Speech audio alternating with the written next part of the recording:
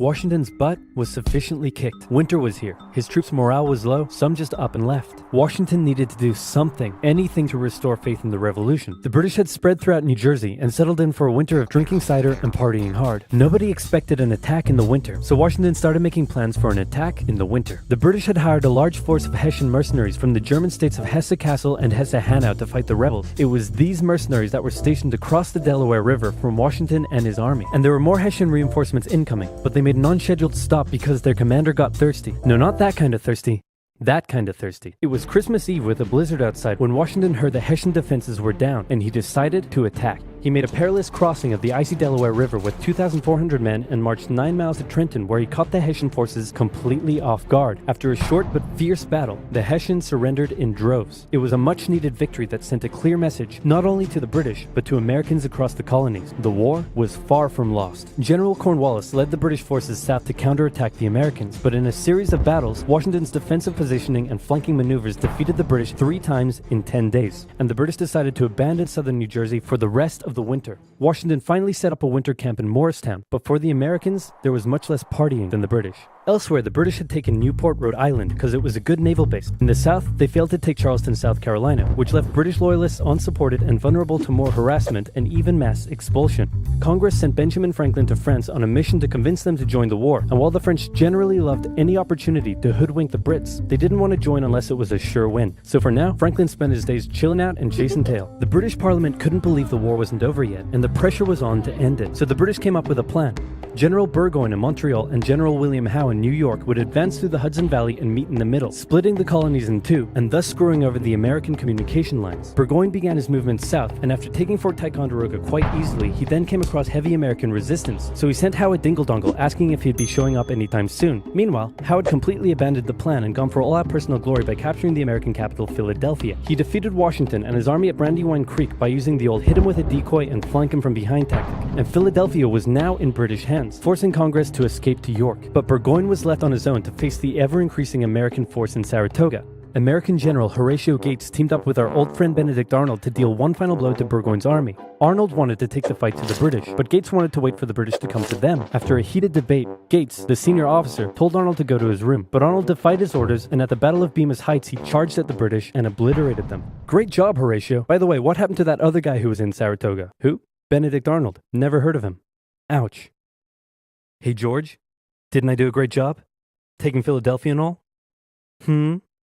Didn't I? You're fired. Both Burgoyne and Howe returned to Great Britain, leaving British General Henry Clinton to take charge of the war. And the war was about to take a nasty turn, because with the victory at Saratoga, the French were finally ready to join the Americans. Alright Benny, we're in. Hey, isn't this kind of funny? You know, because you're a republic trying to overthrow an absolute monarchy, and I'm an absolute monarchy helping you? Like, could you imagine if your revolution inspired my people to revolt against me, and then they imprisoned me and all my family? And they chopped all of our heads off? Could you imagine? That's called foreshadowing. For now in America, winter was here once again, which meant yet more disease, more starvation, and even a little mutiny. After losing Philadelphia, Washington's job was again on the line, but suddenly, a Prussian guy with a very fancy name, hired by Benjamin Franklin, showed up out of nowhere and said, "Hey, I'm here to give your men a European military training." And train them he did. They learned how to shoot accurately, how to march in formation, where to poop and where not to, and strict punishments were handed out to any who didn't comply. Washington's army came out of the winter in 1778 a new and improved force, ready to take Philadelphia back from the British. In the end though, they didn't have to. With the French entry into the war, the British ordered General Clinton to evacuate Philadelphia and consolidate all of the British forces in New York. So Washington sent Benedict Arnold to reoccupy and secure the city as he pursued the British through New Jersey on land, eventually finding a good opportunity to attack at Monmouth Courthouse. The battle took place on a sweltering hot summer's day, and as many soldiers died from heat stroke as they did from battle. In the end, after some incompetence/borderline treason from Washington's second-in-command, it was a draw. And in this war, a draw is kind of a victory for the Americans. Next up, let's talk about this guy. This is John Paul Jones. John Paul Jones is handsome, Scottish, and absolutely insane. When the war first broke out, everyone was like, how did the colonies expect to stand up to the might of the British Navy with their meager fleet of converted merchantmen? Yep, try telling that to John Paul Jones. This guy sailed to the British Isles, somehow captured a British ship off the coast of Ireland, and brought it back to France. Then he returned, attacking more ships, raiding towns, and evading capture the entire time. These are basically pirate tactics. But hey, if it works, It works. In one incident, he captured a British ship and returned to a Dutch port without an official ensign because his was lost during the battle. That's a big no-no and can have you arrested as a pirate. The Dutch helped him out by quickly creating a design based on Benjamin Franklin's description of what the American flag should look like, and they entered it into their records as an official US flag. What they came up with looks pretty cool. The whole campaign probably played heavily on British morale and brought into question their ability to win the war. And fun fact, he was so cool that one of the towns he raided in 1778 gave him an official honorary pardon in 1999. Keep ripping in heaven, John Paul Jones. You're an angel now. What the Continental Navy was lacking in resources, though, the French entry into the war made up for. The French began with naval skirmishes in the English Channel, and they sent a large fleet to America, although it sustained a lot of damage in a storm off Rhode Island. The Americans were hoping for a bigger commitment from the French, so John Adams went to France to help Benjamin Franklin continue negotiations. Oh good, you're finally here. Check this out.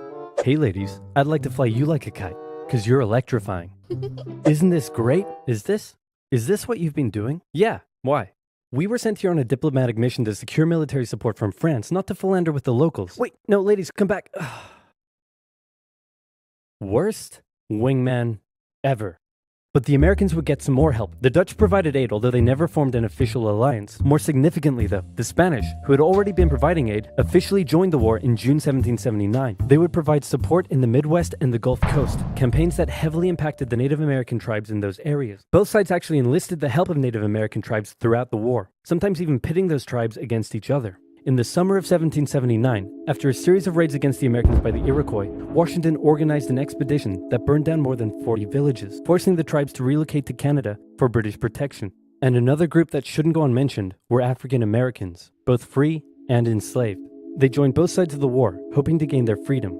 But afterwards, many were simply returned to slavery, particularly those who had fought for the Americans. Despite owning slaves himself, Jefferson had written a condemnation of slavery in the Declaration of Independence, but out of fear of offending the southern colonies, this was removed from the final draft. For the same reason, the American Army stopped enlisting African American men in 1775, a policy that Washington, a slave owner himself, supported. But they were forced to reverse the policy after the British promised freedom to any slaves who joined them. In general, you stood a better chance of gaining freedom if you fought for the British. However, even those that left with the British after the war suffered mistreatment and discrimination in their new lives outside of America. Our good friend Benedict Arnold is now in charge of Philadelphia, having a good time, partying down with and even marrying a member of the Philadelphia elite. The same elite that had partied down with the British when they controlled the city. And suddenly, the people of Philadelphia, including the state governor, started accusing Arnold of having pro-British sentiments. To keep the people happy, Washington wrote a letter rebuking Arnold, calling his conduct imprudent and improper, and that was too many ouchies for Benedict Arnold to handle. He asked Washington to put him in charge of the fort at West Point. Then he contacted the British, offering to hand the plans of the fort over to them and join their side. Our good friend Benedict Arnold is our good friend no more. Luckily, the treasonous plans were discovered on a captured British officer, but Arnold managed to escape before he was arrested. As a British brigadier general, he would go on to lead raids against American cities, most notably his raid of Richmond, Virginia in 1781. His betrayal shook George Washington, who had once again set up camp at Morristown. His leadership somehow held the Continental Army together through the harshest winter of the war.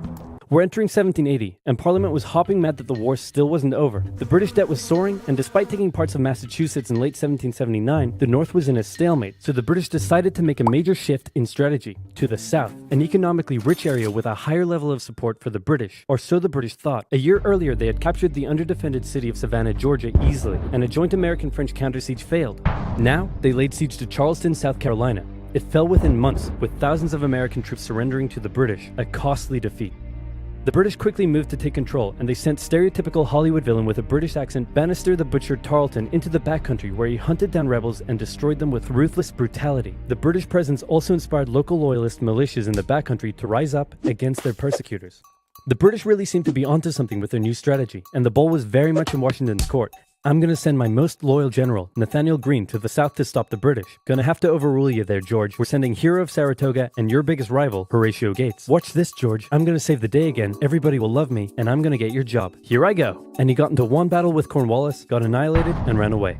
Alrighty, Let's go with your guy. Nathaniel Greene knew the British outnumbered his own forces and wouldn't be defeated with conventional tactics, so he had to think outside the box. He split his army into two, said, "Hey big boy, look at me," and then they went running in two different directions. Cornwallis sent Tarleton after Morgan, and he caught up with him at Cowpens, where Morgan proceeded to kick Tarleton's butt. Then the two led Cornwallis on a wild chase through North Carolina, his bigger and better equipped army much heavier and slower than Greene's quick and mobile troops. Greene led Cornwallis further and further from his supply line, then crossed the Dan River into Virginia, picked up some reinforcements, and turned back to face the now exhausted British. At the Battle of Guilford Courthouse, the two sides engaged in vicious close combat. Cornwallis, fearing loss, fired his big guns into the chaotic fighting, cutting down many of his own men. Greene retreated, giving Cornwallis the victory, but Cornwallis lost a quarter of his men in the fighting, so it felt much more like a British defeat. At this point, both sides desperately needed something to happen soon to end the fighting. The British were running out of money, while the Americans were again facing mutinies as the men went without pay or even basic living needs. Fortunately, the French were now showing up in greater numbers and were ready to fight. After his encounter with Greene, Cornwallis decided the only way to win the South was to first prevent the Southern Continental Army from using Virginia as a supply base. So he abandoned the Carolinas, moving to Wilmington and on to Yorktown, a position the British believed would be easy to supply and support. On his march to Yorktown, he raided many farms, stealing horses and supplies from the locals, but also freeing thousands of slaves, many of whom joined him.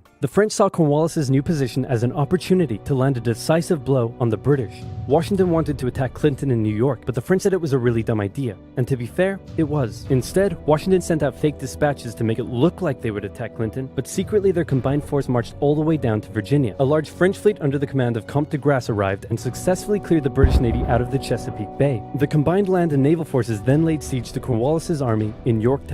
The American and French forces tightened in around the city, raining artillery down on Cornwallis, who desperately appealed to Clinton for aid, but Clinton was unusually chilled out about the whole thing. Cornwallis held out for nearly a month before he had no choice but to surrender. Over 7,000 British troops were captured, a crushing defeat, and with that, Parliament had reached the end of its rope. The war just wasn't worth it, and it needed to end now. The British still held New York, Charleston, and Savannah, but fighting between the two sides mostly ceased as peace negotiations opened up in Paris. The resulting treaty in 1783 saw Great Britain remove its troops from American soil, recognize U.S. independence, and cede territory up to the Mississippi River. In return, the Americans agreed to pay any debt still owed to Britain and gave fair treatment to any colonists who had remained loyal to the crown. The Spanish got Florida, while the French got an economic crisis that led to its own revolution a decade later. Washington retired to his home in Mount Vernon, wishing his men farewell by saying, "I most devoutly wish that your latter days may be as prosperous and happy as your former ones have been glorious and honorable." He hoped to live out the rest of his days in peace, but unfortunately for him, a number of people wanted him to be the first leader of the new country, and by a number of people, I mean literally everyone. The first election campaign in American history was basically a grassroots effort to convince Washington to accept the office. He was sworn in on April 30th, 1789, and he himself established many of the standards and limitations of what the American leader should be. First of all, there was debate on what he should be called. Is he a king? Is he our glorious leader? In the end, they went for a word that at the time was pretty modest. President, like the president of your local bowling club or office bake sale committee. He set up a cabinet of expert advisors, knowing that no president could know everything, no matter how much of a stable genius they claimed to be. He proposed major legislation to Congress and gave an annual State of the Union address to keep his own power in check. He stated that the U.S. should remain neutral in foreign conflicts, and in the end, he voluntarily gave up his power after just 2 terms. He could have made the presidency anything he wanted, but his careful and cautious actions helped set the precedent of an office that is powerful in its limitations, decisive through its diplomacy, and respected in its humility. And so the United States was born, and everything was perfect. It had no problems, not a single one. Certainly nothing that would, cause such an extreme divide that it would lead to a civil war.